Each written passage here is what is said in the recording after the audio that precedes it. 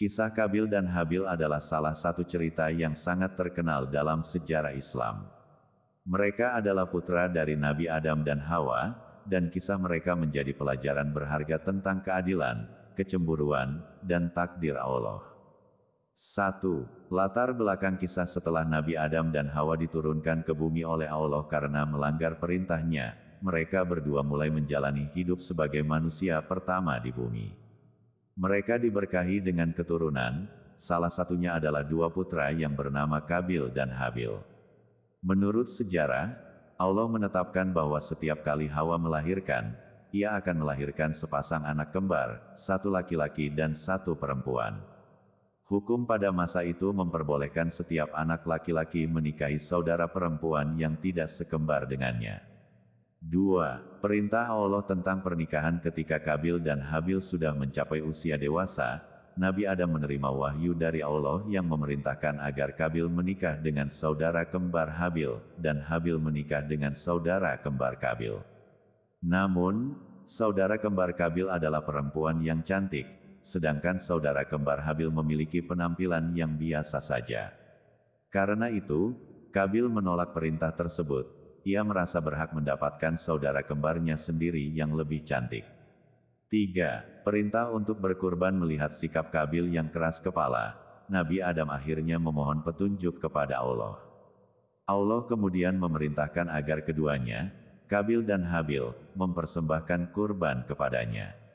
Siapapun yang kurbannya diterima oleh Allah, dialah yang akan menikahi saudara kembar Kabil yang cantik itu. Kabil adalah seorang petani, sehingga ia mempersembahkan hasil panennya sebagai kurban. Namun, sayangnya, Kabil tidak memilih hasil terbaiknya, ia hanya memberikan sebagian dari hasil panennya yang kurang baik. Sementara itu, Habil adalah seorang penggembala. Ia memilih domba yang paling gemuk dan sehat sebagai kurbannya, dan mempersembahkannya kepada Allah dengan ikhlas. 4. Penerimaan kurban dan kecemburuan Kabil. Allah menerima kurban Habil karena ketulusan dan pengorbanannya. Sedangkan kurban Kabil ditolak, karena ia tidak bersungguh-sungguh dalam niatnya. Hal ini membuat Kabil semakin marah dan cemburu kepada Habil. Kecemburuannya bertambah besar dan semakin membara di hatinya. Kabil merasa malu dan marah karena merasa dikalahkan oleh saudaranya. Di tengah kemarahannya, Iblis mulai membisikkan pikiran-pikiran jahat kepada Kabil. Ia menggoda Kabil untuk membenci Habil, dan membujuknya untuk melakukan perbuatan yang sangat buruk.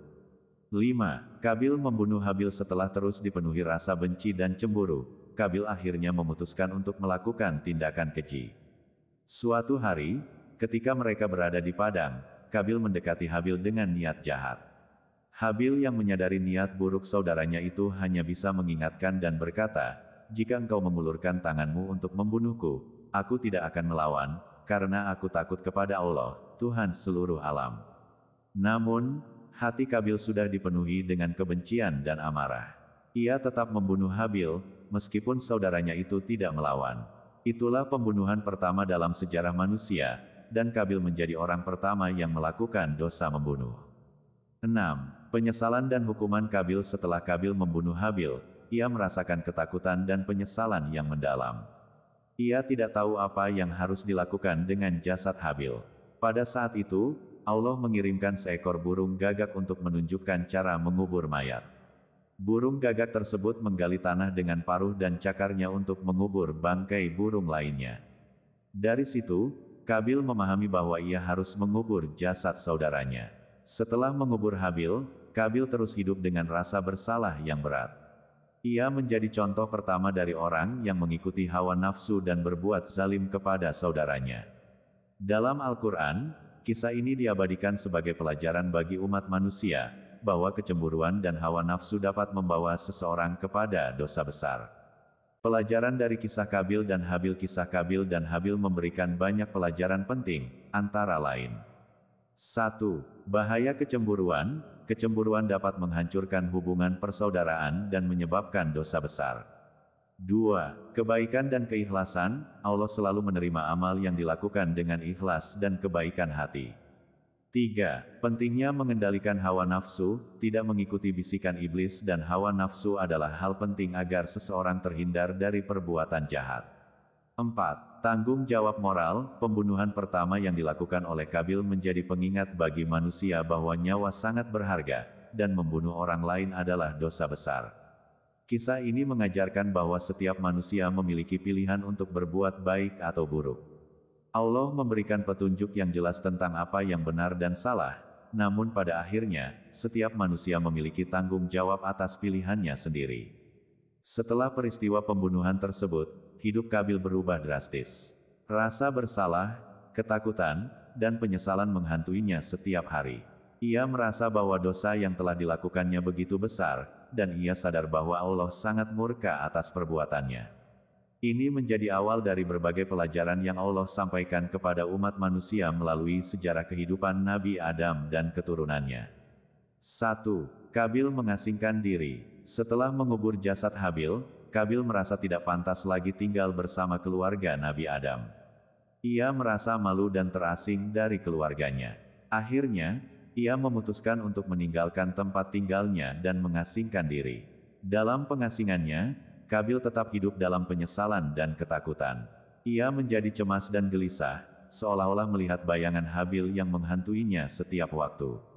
Perasaan ini tidak pernah hilang, seolah menjadi hukuman yang harus ia tanggung seumur hidupnya. Namun, meskipun Kabil telah membunuh saudaranya, kehidupan umat manusia harus terus berlanjut. Allah memberikan keturunan lain kepada Nabi Adam dan Hawa, yang membawa generasi-generasi berikutnya untuk mengisi bumi. 2. Hikmah dari kematian Habil. Kematian Habil tidak hanya menjadi ujian bagi keluarganya, tetapi juga menjadi pelajaran bagi seluruh umat manusia. Nabi Adam bersedih atas kematian putranya yang saleh, tetapi ia memahami bahwa Allah memiliki hikmah di balik setiap peristiwa. Nabi Adam juga menyadari pentingnya memberikan pendidikan kepada anak-anaknya agar mereka mampu mengendalikan diri dan selalu tunduk kepada perintah Allah. Habil, meskipun telah meninggal, dikenang sebagai orang yang ikhlas dan taat. Sikapnya menjadi teladan bagi orang-orang yang datang setelahnya.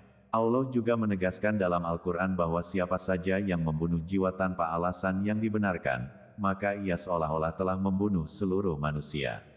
Sebaliknya, siapapun yang menyelamatkan jiwa, maka ia seolah-olah telah menyelamatkan seluruh manusia. Ini menjadi hukum penting yang Allah berikan kepada umat manusia agar menghargai setiap nyawa. 3. Tumbuhnya umat manusia di bumi. Seiring waktu, Nabi Adam dan Hawa terus melahirkan keturunan, dan mereka pun berkembang biak menjadi banyak keluarga. Ketika generasi demi generasi lahir, Nabi Adam memberikan nasihat-nasihat kepada anak cucunya agar senantiasa hidup dalam ketaatan dan tidak mengikuti bisikan-bisikan setan seperti yang telah dialami oleh Kabil. Nabi Adam mengajarkan mereka untuk beribadah kepada Allah, mengajarkan cara bercocok tanam, menggembala ternak, dan hidup dengan bekerja keras di bumi. Allah memberikan petunjuk kepada Nabi Adam tentang cara hidup yang baik di bumi, dan Nabi Adam menyalurkan ilmu ini kepada anak-anaknya. Dengan ini, keturunan Nabi Adam mulai menyebar dan membentuk komunitas manusia pertama di berbagai wilayah. 4. Nabi Adam menjelang wafatnya. Setelah bertahun-tahun hidup di bumi, Nabi Adam merasa bahwa masanya hampir tiba untuk kembali kepada Allah. Ia mengumpulkan anak-anaknya dan memberikan pesan terakhirnya. Nabi Adam mengingatkan mereka untuk tetap beriman, bertakwa kepada Allah, dan menghindari perbuatan-perbuatan yang dibenci oleh Allah, seperti membunuh, berbohong, dan bersikap sombong. Saat wafat, Nabi Adam dimakamkan oleh anak-anaknya dengan cara yang telah Allah ajarkan melalui gagak yang menguburkan jasad saudaranya. Nabi Adam adalah nabi pertama yang wafat, dan peristiwa ini membawa kesedihan mendalam bagi keluarganya. Namun, anak-anaknya kemudian melanjutkan ajaran dan warisan keimanan yang diberikan oleh Nabi Adam. 5. Keturunan Kabil. Di sisi lain, keturunan Kabil yang hidup di pengasingan juga berkembang. Namun, mereka hidup terpisah dari keluarga-keluarga yang berada di bawah nasihat dan bimbingan keturunan Habil. Keturunan Kabil cenderung terpengaruh oleh kebiasaan buruk Kabil yang mudah mengikuti hawa nafsu dan sulit untuk mengendalikan amarah. Hal ini menandai permulaan adanya perbedaan antara orang-orang yang taat dan yang tidak taat kepada Allah. Kisah Kabil dan Habil menjadi simbol dari dua jalan yang dapat dipilih oleh umat manusia, jalan kebaikan atau jalan keburukan. Keturunan Habil dikenal sebagai keturunan yang mengikuti jalan ketaatan, sedangkan keturunan Kabil lebih rentan terhadap penyimpangan karena terpengaruh oleh sikap buruk nenek moyang mereka. Penutup, kisah Kabil dan Habil, serta kisah keturunan Nabi Adam, menjadi peringatan bagi seluruh umat manusia tentang bahaya dari iri hati, kecemburuan, dan hawa nafsu yang tidak terkendali.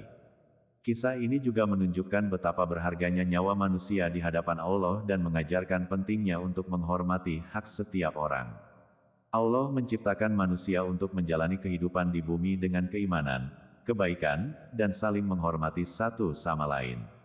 Dengan berakhirnya kisah Kabil dan Habil, kita mendapatkan pelajaran berharga untuk selalu berusaha menjadi orang yang ikhlas, jujur, dan menjauhkan diri dari kebencian serta sifat-sifat buruk. Habil adalah contoh bagi kita semua tentang keikhlasan, sementara Kabil menjadi peringatan bagi siapapun yang mulai tergelincir oleh rasa iri dan amarah. Setelah wafatnya Nabi Adam, tanggung jawab membimbing umat manusia jatuh kepada keturunannya, yang dipilih Allah sebagai nabi selanjutnya. Salah satu putra Nabi Adam yang saleh adalah Syits, yang lahir setelah kematian Habil. Syits atau Set dalam tradisi lain, tumbuh dewasa dengan akhlak yang mulia dan senantiasa mengikuti ajaran ayahnya. Nabi Adam telah berpesan kepada Syits untuk melanjutkan misi keimanan dan menjadi pemimpin bagi saudara-saudaranya yang lain. Syits pun dikenal sebagai nabi yang bijaksana, sabar, dan mampu memimpin umatnya dalam ketaatan kepada Allah. 1. Nabi Syits memperkuat ajaran ayahnya. Nabi Syits menerima wahyu dari Allah dan melanjutkan ajaran yang ditinggalkan oleh Nabi Adam. Ia mengajarkan anak-anaknya dan kaumnya tentang nilai-nilai kebaikan, ibadah, dan menjaga keharmonisan di antara sesama. Syits menekankan pentingnya keikhlasan dalam beribadah dan mengingatkan mereka untuk selalu waspada terhadap godaan iblis, yang sejak awal telah merencanakan untuk menyesatkan keturunan Nabi Adam. Selama masa kepemimpinannya, umat manusia hidup dengan damai dan tenteram. Nabi Syits mengajari mereka berbagai pengetahuan tentang bercocok tanam, berdagang, membuat pakaian, dan keterampilan lainnya untuk menopang kehidupan mereka di bumi. Syits juga mengajarkan pentingnya berdoa dan bersyukur kepada Allah atas segala nikmatnya. 2. Munculnya kebudayaan dan ilmu pengetahuan.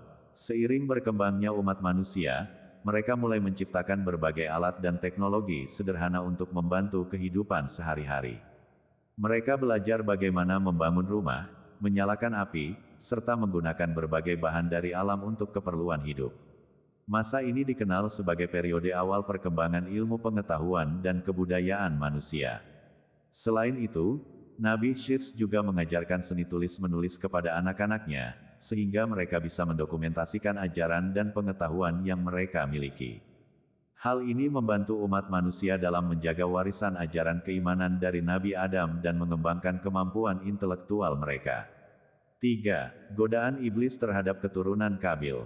Sementara itu, keturunan Kabil, yang hidup terpisah dari keturunan Habil dan Nabi Syits, mulai terpengaruh oleh berbagai godaan iblis. Mereka jauh dari ajaran ketaatan yang diajarkan Nabi Adam, sehingga lebih rentan terhadap bujukan setan. Iblis terus berupaya menggoda mereka dengan cara-cara halus, seperti mendorong mereka untuk mengikuti hawa nafsu, menciptakan berbagai alat musik, dan merayakan pesta-pesta yang melalaikan. Lambat laun, keturunan Kabil mulai meninggalkan ajaran yang telah diwariskan oleh Nabi Adam. Mereka hidup dalam kebebasan yang tak terkendali, dan perlahan-lahan mulai jatuh dalam keburukan serta perbuatan maksiat. Mereka lupa akan perintah Allah dan terjebak dalam kehidupan yang penuh dengan kenikmatan duniawi tanpa mengingat kewajiban ibadah. 4. Keturunan Nabi Syits terpengaruh. Pada suatu masa, keturunan Nabi Syits mulai tertarik dan penasaran dengan kehidupan keturunan Kabil yang terlihat penuh dengan kebebasan. Beberapa dari mereka mulai tergoda untuk mendekati keturunan Kabil, karena merasa penasaran dengan kehidupan dan kesenangan yang tampaknya berbeda dari kehidupan yang disiplin di bawah ajaran Nabi Syits. Awalnya, mereka hanya mendekati dan mengamati dari jauh, tetapi perlahan-lahan mereka mulai terpengaruh. Mereka tertarik dengan musik, tarian, dan berbagai kegiatan yang dilakukan oleh keturunan Kabil. Iblis melihat kesempatan ini untuk memperluas pengaruhnya dan menggoda keturunan Nabi Syits agar menjauh dari jalan yang benar. 5. Nabi Syits menegur kaumnya. Melihat kaumnya mulai terpengaruh oleh kebiasaan buruk keturunan Kabil, Nabi Syits dengan sabar menasihati mereka. Ia mengingatkan mereka tentang pentingnya menjaga ketaatan kepada Allah dan menjauhi perbuatan yang tidak diridai. Syits memperingatkan mereka bahwa kesenangan duniawi hanyalah sementara dan tidak akan membawa mereka kepada kebaikan. Namun, sebagian dari kaumnya tetap sulit menghindari godaan tersebut. Mereka merasa tertarik pada kehidupan yang bebas dan penuh dengan hiburan, sehingga mereka mulai meremehkan nasihat Nabi Syits. Akhirnya, sebagian dari keturunan Nabi Syits mulai berbaur dengan keturunan Kabil dan hidup dalam lingkungan yang penuh kemaksiatan. 6. Peringatan Allah dan akhir zaman Nabi Syits. Allah memperingatkan keturunan Nabi Adam agar tetap berada di jalan yang benar. Allah mengutus Nabi Syits untuk menyampaikan peringatan keras, bahwa jika mereka tidak kembali kepada ketaatan, azab akan menimpa mereka. Sebagian besar kaumnya yang masih taat berusaha untuk bertahan di jalur kebenaran, namun yang lain tetap lalai dan memilih untuk hidup dalam kebebasan. Nabi Syits terus berdakwah hingga akhir hayatnya, dan ketika ia wafat, kepemimpinan umat manusia diteruskan oleh nabi-nabi berikutnya. Generasi demi generasi, Allah mengutus nabi untuk menjaga umat manusia agar tetap berada di jalannya. Setiap nabi membawa pesan yang sama, untuk beribadah hanya kepada Allah, menjauhi setan, dan menjaga keadilan serta keharmonisan di antara sesama manusia. Kisah ini menunjukkan bagaimana manusia dihadapkan pada pilihan antara ketaatan dan kemaksiatan. Allah selalu memberikan petunjuk melalui nabi-nabinya agar manusia tetap berada di jalan yang benar. Keturunan Nabi Adam yang memilih untuk taat akan senantiasa dilindungi dan diberikan berkah, sementara mereka yang mengikuti hawa nafsu dan tergoda oleh bisikan setan akan menghadapi konsekuensi dari perbuatan mereka. Pelajaran dari kisah ini mengingatkan kita untuk selalu teguh dalam iman dan menjaga diri dari godaan yang bisa menjauhkan kita dari Allah. Sejarah ini menjadi teladan agar kita selalu memilih jalan ketaatan, menghargai nasihat kebaikan, dan menjauhi godaan dunia yang melalaikan. Setelah wafatnya Nabi Syits, umat manusia mengalami perkembangan yang sangat pesat, baik dalam jumlah maupun dalam cara hidup mereka. Meski ada sebagian yang tetap mengikuti ajaran kebenaran, banyak juga yang mulai semakin jauh dari jalan Allah. Setan dan para pengikutnya terus bekerja keras untuk menyesatkan umat manusia, memperkuat keinginan mereka terhadap kenikmatan dunia, dan memperkenalkan berbagai macam perbuatan maksiat. 1. Kemunculan kaum yang menyimpang. Seiring berjalannya waktu, kaum keturunan Kabil semakin berpengaruh dan tersebar luas. Mereka mulai memperkenalkan berbagai cara hidup yang semakin jauh dari ajaran Allah. Penyembahan berhala dan bentuk-bentuk ritual menyimpang mulai bermunculan. Berhala-berhala ini, awalnya dibuat sebagai simbol penghormatan, akhirnya menjadi sesuatu yang disembah. Hal ini membuat umat manusia semakin tersesat, melupakan Allah sebagai pencipta satu-satunya yang berhak disembah.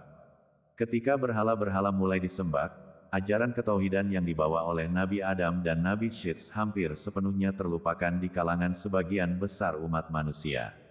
Mereka justru mengembangkan tradisi penyembahan yang penuh dengan kemewahan dan hiburan yang melalaikan. Kaum tersebut hidup dalam kemaksiatan, dengan berbagai pesta dan kegiatan yang jauh dari ajaran agama. 2. Allah mengutus Nabi Idris. Melihat umat manusia semakin jauh dari jalannya, Allah mengutus Nabi Idris, seorang nabi yang sangat saleh dan memiliki ilmu pengetahuan yang tinggi. Nabi Idris dikenal sebagai seorang yang ahli dalam berbagai ilmu, termasuk dalam astronomi dan tulisan. Ia adalah nabi pertama yang diberi kemampuan menulis, dan dengan tulisannya, ia mengajarkan hukum-hukum Allah kepada kaumnya. Nabi Idris diutus untuk memperbaiki akhlak manusia dan mengembalikan mereka kepada tauhid.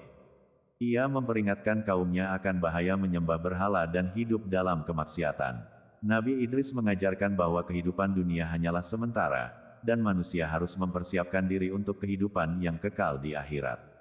3. Dakwah Nabi Idris dan penolakan kaum yang keras kepala. Pada awalnya, hanya sedikit dari kaumnya yang mendengarkan nasihat dan ajaran Nabi Idris. Mayoritas umatnya justru menolak dan mengejeknya. Mereka sudah terlalu terikat pada kehidupan dunia dan tidak ingin meninggalkan kenikmatan yang telah mereka nikmati. Mereka bahkan merasa bahwa ajaran Nabi Idris akan membatasi kebebasan dan kesenangan mereka. Nabi Idris tetap sabar dan gigih dalam berdakwah. Setiap kali kaumnya menolak, ia terus berdakwah tanpa putus asa. Ia memperingatkan bahwa Allah sangat murka terhadap kemaksiatan mereka, dan bahwa azab besar akan datang jika mereka tidak bertaubat dan kembali ke jalan Allah. Meski demikian, kebanyakan kaumnya tetap keras kepala dan tidak mau beriman. 4. Munculnya mukjizat dan keistimewaan Nabi Idris. Allah memberikan mukjizat kepada Nabi Idris sebagai tanda kenabiannya.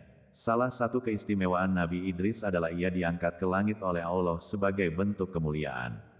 Menurut beberapa riwayat, Allah mengizinkan Nabi Idris untuk bertemu dengan malaikat-malaikat di langit dan berbicara dengan mereka. Peristiwa ini semakin mempertegas kedudukan Nabi Idris sebagai utusan Allah yang istimewa. Meski Nabi Idris diangkat ke langit, sebagian kaumnya masih tidak percaya dan terus melakukan dosa. Mereka tidak menyadari bahwa mereka sedang diberikan peringatan yang sangat jelas oleh Allah. Mereka mengabaikan tanda-tanda ini dan terus hidup dalam kejahatan, bahkan beberapa di antara mereka mulai menantang peringatan yang diberikan oleh Nabi Idris. 5. Azab bagi kaum yang durhaka. Karena semakin banyaknya kemaksiatan yang dilakukan oleh umat manusia, Allah akhirnya menurunkan azab bagi kaum yang membangkang. Menurut beberapa tafsir, Allah menimpakan berbagai bencana alam yang menimpa kaum tersebut, mulai dari kekeringan, penyakit, hingga angin yang sangat kencang. Bencana ini menghancurkan mereka yang tidak mau bertaubat dan kembali ke jalan Allah. Kaum yang selamat adalah mereka yang setia mengikuti ajaran Nabi Idris dan terus beriman kepada Allah. Mereka mengambil pelajaran dari azab yang diturunkan kepada kaum yang durhaka dan bersyukur karena Allah menyelamatkan mereka. 6. Lanjutan generasi keturunan Nabi Idris. Setelah kematian Nabi Idris, umat manusia terus berkembang. Ada sebagian keturunan yang tetap taat dan menjaga ajaran kebenaran, sementara sebagian lain terus terjerumus ke dalam maksiat. Setiap kali manusia mulai jauh dari jalan Allah, Allah akan mengutus nabi-nabi selanjutnya untuk mengingatkan mereka. Namun, kecenderungan manusia untuk mengikuti hawa nafsu dan bisikan setan terus berlanjut, hingga pada akhirnya Allah mengutus nabi-nabi besar lainnya, seperti Nabi Nuh, untuk menyelamatkan umat manusia dari penyimpangan yang semakin parah. Kisah Nabi Syits, Kabil dan Habil, serta Nabi Idris mengajarkan kita tentang pentingnya ketaatan kepada Allah dan menjaga kemurnian tauhid. Allah senantiasa mengirimkan nabi-nabi untuk membimbing manusia, namun manusia memiliki kebebasan untuk memilih jalan yang benar atau yang salah. Bagi mereka yang memilih jalan kebenaran, Allah memberikan berkah dan keselamatan, namun bagi yang memilih jalan kemaksiatan, azab Allah adalah keniscayaan. Kisah-kisah ini mengingatkan kita untuk senantiasa waspada terhadap godaan setan dan hawa nafsu, serta untuk selalu mengikuti jalan yang Allah ridai. Ajaran para nabi memberikan pedoman bagi manusia untuk hidup dengan penuh iman dan takwa, serta mempersiapkan diri untuk kehidupan yang kekal di akhirat. Setelah Nabi Idris diangkat ke langit, keturunannya yang setia dan tetap mengikuti ajaran Allah menjalani kehidupan yang damai dan tenteram, menjaga nilai-nilai tauhid dan menolak penyembahan berhala. Namun, seiring berjalannya waktu, generasi-generasi baru yang lahir mulai melupakan ajaran yang diwariskan oleh para nabi sebelumnya. Mereka terpengaruh oleh bisikan-bisikan setan, yang dengan sabar menyesatkan umat manusia sedikit demi sedikit. 1. Penyimpangan kembali merajalela. Generasi yang hidup setelah Nabi Idris secara perlahan mulai mengubah cara hidup mereka. Mereka masih ingat nama-nama orang saleh dari generasi sebelumnya, yaitu orang-orang yang sangat dihormati karena ketaatan mereka kepada Allah. Setan pun mengambil kesempatan ini dengan cara membisikkan pemikiran baru kepada umat manusia. Ia menyarankan agar mereka membuat patung-patung sebagai bentuk penghormatan kepada orang-orang saleh tersebut, dengan dalih agar bisa mengingat dan mengikuti kebaikan mereka. Awalnya, patung-patung ini hanya dianggap sebagai lambang penghormatan. Namun, lambat laun, generasi berikutnya mulai menyembah patung-patung tersebut, menganggapnya sebagai perantara yang dapat membawa kebaikan dan menjauhkan keburukan. Pada akhirnya, patung-patung ini dijadikan berhala, dan umat manusia jatuh ke dalam syirik, dosa yang sangat besar di hadapan Allah. 2. Munculnya kaum Nabi Nuh. Di tengah-tengah keadaan ini, lahirlah seorang pria bernama Nuh dari garis keturunan yang masih taat pada ajaran tauhid.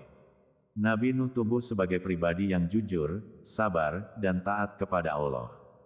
Ia sangat prihatin melihat kaumnya yang semakin jauh dari ajaran tauhid. Mereka telah terjerumus ke dalam penyembahan berhala dan melupakan perintah-perintah Allah. Nabi Nuh diangkat oleh Allah sebagai nabi untuk membimbing kaumnya kembali ke jalan yang benar. 3. Dakwah Nabi Nuh. Nabi Nuh mulai berdakwah dengan penuh kesabaran, menyeru kaumnya untuk meninggalkan berhala dan menyembah hanya kepada Allah. Ia mengingatkan mereka tentang ajaran para nabi sebelumnya dan memberitahu mereka bahwa hanya Allah yang layak disembah. Nabi Nuh juga menjelaskan bahwa berhala-berhala yang mereka sembah tidak memiliki kekuatan apapun dan tidak bisa memberi manfaat atau mudarat. Namun, dakwah Nabi Nuh dihadapi dengan penolakan keras. Hanya sedikit orang yang menerima ajakannya, sedangkan mayoritas kaumnya menolak dan bahkan mengejeknya. Para pemimpin dan orang-orang kaya di kalangan kaumnya merasa terganggu oleh dakwah Nabi Nuh karena mereka khawatir akan kehilangan pengaruh dan kekuasaan jika masyarakat mulai mengikuti ajaran tauhid. 4. Penolakan dan ejekan dari kaum Nabi Nuh. Kaumnya tidak hanya menolak dakwah Nabi Nuh, tetapi juga mengejek dan menghinanya. Mereka menuduhnya gila dan menganggap ajakannya sebagai omong kosong belaka. Meski mendapat perlakuan buruk dari kaumnya, Nabi Nuh tetap bersabar dan terus berdakwah selama ratusan tahun. Setiap hari, Nabi Nuh berusaha dengan gigih, memohon kepada Allah agar kaumnya diberi petunjuk, tetapi hanya sedikit yang bersedia mendengar dan beriman. Nabi Nuh juga diancam dan ditekan oleh para pemuka kaumnya untuk menghentikan dakwahnya. Mereka menantangnya dengan berkata, "Jika kamu benar-benar utusan Allah, maka datangkanlah azab yang kamu janjikan kepada kami." Mereka tidak takut terhadap ancaman Allah dan bahkan semakin sombong dalam penolakan mereka. 5. Perintah Allah untuk membangun kapal. Melihat kaumnya yang tetap keras kepala dan enggan menerima kebenaran, Allah memberi wahyu kepada Nabi Nuh bahwa tidak akan ada lagi yang beriman di antara mereka selain yang telah beriman. Allah memerintahkan Nabi Nuh untuk membangun sebuah kapal besar sebagai persiapan untuk menghadapi azab yang akan datang berupa banjir besar. Nabi Nuh mulai membangun kapal di atas tanah, jauh dari perairan. Kaumnya yang menyaksikan hal ini mengejek dan menertawakannya. Mereka menganggap Nabi Nuh telah kehilangan akal karena membangun kapal di tempat yang kering. Namun, Nabi Nuh tetap melaksanakan perintah Allah dan tidak menghiraukan ejekan mereka. Ia dibantu oleh para pengikutnya yang setia, yang bekerja keras bersama Nabi Nuh untuk menyelesaikan kapal tersebut. 6. Banjir besar dan penyelamatan kaum mukmin. Setelah kapal selesai dibangun, Allah memerintahkan Nabi Nuh untuk membawa ke dalam kapal keluarganya yang beriman, para pengikutnya, serta sepasang dari setiap jenis hewan. Allah kemudian menurunkan hujan yang sangat deras, dan air memancar dari dalam tanah. Banjir besar pun melanda seluruh negeri, menenggelamkan setiap orang yang tidak beriman dan tidak mengikuti perintah Allah untuk naik ke dalam kapal Nabi Nuh. Kaum yang menolak ajaran Nabi Nuh berusaha menyelamatkan diri, namun air semakin tinggi hingga menutupi gunung-gunung.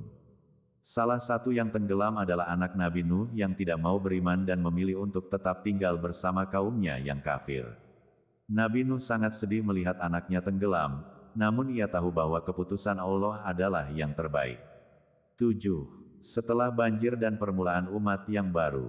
Setelah banjir reda, kapal Nabi Nuh berhenti di puncak Gunung Judi.